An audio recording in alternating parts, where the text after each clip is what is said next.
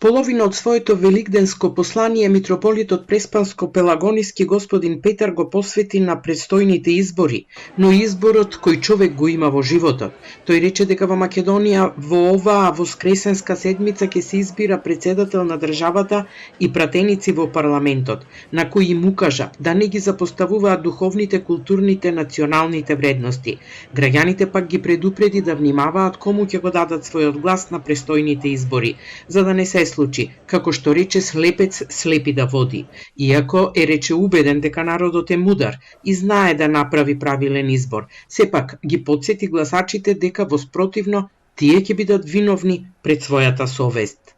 Граѓаните пак, особено оние од православната вера, секогаш да имаат при ум дека се царско свештенство и избран народ и затоа должни се да гласаат и да изберат пратеници и водачи што се одликуваат со морални вредности и ги исполнуваат или ќе ги исполнат ветувањето, за да не се случи втората измама да биде полоша од првата, тоест слепец слепци да води, зашто тогаш заедно во амбис ќе паднат. Во животот од најмала возраст сме исправени пред избор, рече владиката Петар во великденското послание и додаде дека избираме играчка, друштво, училиште, брачен другар, возило, стан или куќа, но вели, клучно е дали ќе го избереме Бог или ѓаволот.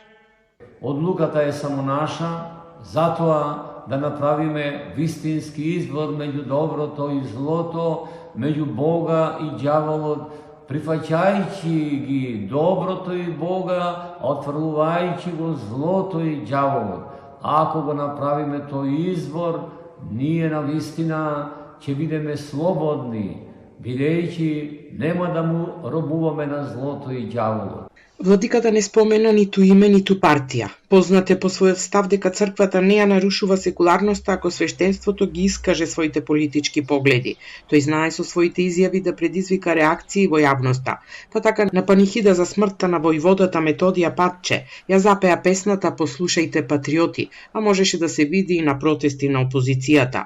Но сепак најголем револт предизвика неговиот став во великденското послание пред 2 години, кога жестоко го нападна феминизмот и рече дека родовата еднаквост е изопачена.